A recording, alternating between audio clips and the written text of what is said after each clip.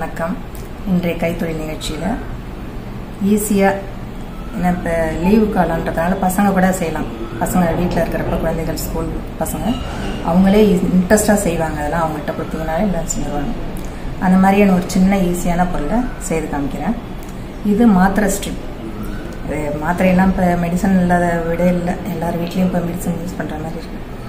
அது ஓரத்தில் இருக்கிற ஸ்ட்ரிப்பை ஓரத்தை கட் பண்ணி நம்ம விரல் சைஸுக்கு கட் பண்ணி வச்சுக்கணும்.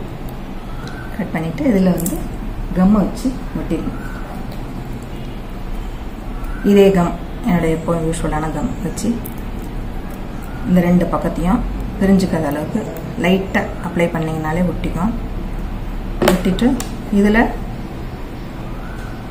நம்மக்கிட்ட இருக்கிறது ஏதாவது ஸ்டோன், குந்தன் ஸ்டோன், எண்ணெய் இருக்கோ, எண்ணெய்கிட்ட ஒரு அழகாக ஒரு யானை இருந்தது, அதை வச்சு இதில் ஒட்டிட்டோன்னா அழகான ரிங் கிடைக்கும். பசங்கள்கிட்ட கொடுத்து அவங்களே செஞ்சுருவாங்க.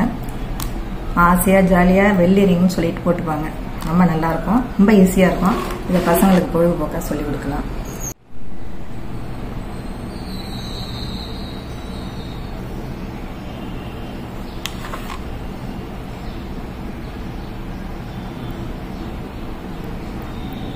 இதெல்லாம் பசங்களுக்கு இன்ட்ரெஸ்ட்டை காமிக்கிறதுக்கு இதெல்லாம் ரொம்ப யூஸ்ஃபுல்லாக இருக்கும். ரொம்ப சின்ன சின்ன விஷயங்கள் இதுலேருந்து ஆரம்பித்தா அவங்களுக்கும் இதில் எல்லாம் இன்ட்ரெஸ்ட் வரும்.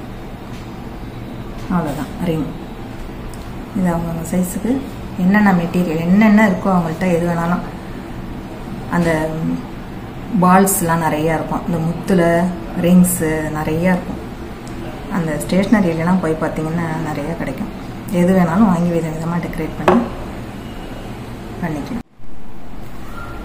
இந்த மாதிரி வேலையெல்லாம் சின்ன வயசுலேயே சொல்லி கொடுத்தீங்கன்னா பசங்களை இதிலெல்லாம் இறக்குனீங்கன்னா அவங்களுடைய வளர வளர அவங்களுடைய கற்பனை திறனை பெருசாக போய் வளர்ந்து அவங்க வளர வளர அவங்க க்ரியேட்டிவிட்டி வளர்ந்து நிறைய விதத்தில் அவங்களுக்கு லைஃப் பூரா நிறைய உதவுறதுக்கு வாய்ப்பு இருக்குது.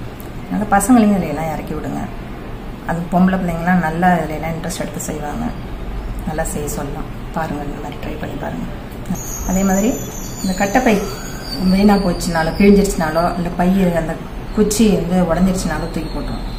அந்த மாதிரி உள்ள கட்டைப்பை குச்சியை வச்சு டஸ்ட்டு க்ளீன் பண்ணுறதுக்கு ஒரு ஆயுதமாக இதை ரெடி பண்ணியிருக்கேன். ஒரு குச்சி தூக்கி போடாமல் அதை எடுத்து வச்சு டஸ்டெல்லாம் துடைக்கிறதுக்காக இதை ரெடி பண்ணியிருக்கேன். அதே மாதிரி இன்னொன்று ரெண்டாக உடஞ்சிருச்சு. அந்த குச்சியை டவல் ஹேங்கிங்காக இப்படி போட்டு வச்சுட்டோம்னாக்க டவல் ஹேங்கிங்காக யூஸ் பண்ணலாம். இது ஒரு சின்ன டிப்ஸு. இதுவும் நீங்கள் யூஸ் பண்ணி பாருங்கள். பார்ப்போம். நன்றி. அடுத்த தடவை பார்ப்போம்.